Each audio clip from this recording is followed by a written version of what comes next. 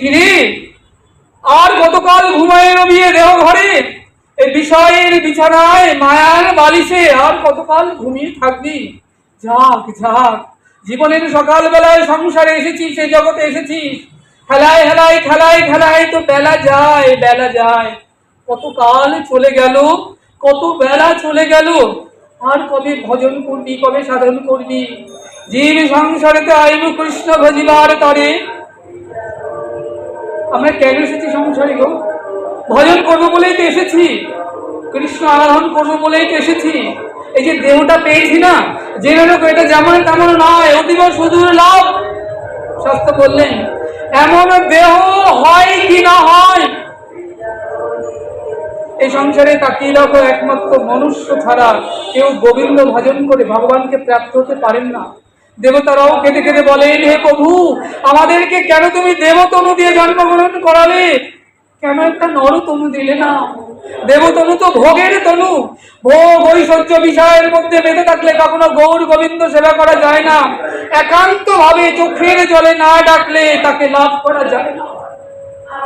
যদি আমাদের একটা নরতনু দিতেন, আমরা নয়ন জলে কেঁদে কেঁদে তোমাকে লাভ করতাম। রামদাস বাবা বলছেন, ওরে তুই ইতাই গৌর দেখেছিস? বলেন হ্যাঁ দেখেছি। তো কি দিয়ে দেখেছিস? কেন এই দু নয়ন দিয়ে? বলেন তুই জানিস তোর এই নয়ন দুটি কে? তোর ওই নয়ন দুটি নিত্যানন্দ নয়ন। ওরে নিত্যানন্দ নয়ন না হলে গৌরূপ কখনো দর্শন করা যায় না রে। গৌর বদন দর্শন করতে গেলে তোকে অবশ্যই নিত্যানন্দ রূপ নয়ন হতে হবে। ও নদিয়া নাগরিক, তোমরা গৌর কথা বলেছো কি? হা গৌর বলে ডেকেছো কি? বলেন দেখেছি তো, গৌর গৌর বলে তো ডাকি। বলে কি দিয়ে ডাকো? বলে কেন যে বদন, বদন দিয়ে ডাকি। বললেন জানো তুমি তোমার বদনটি কে? এই বদনটি হলো নিত্যানন্দ রূপ বদন। ও গো নাগরী, নিত্যানন্দ রূপ বদন না হলে গৌর রূপ বর্ণনা করা যায় না। নিতাই গৌর হরি হরি বল।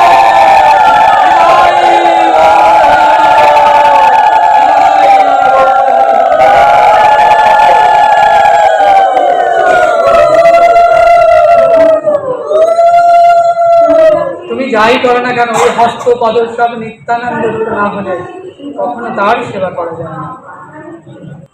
ধর্মরাজ বললেন, দেখো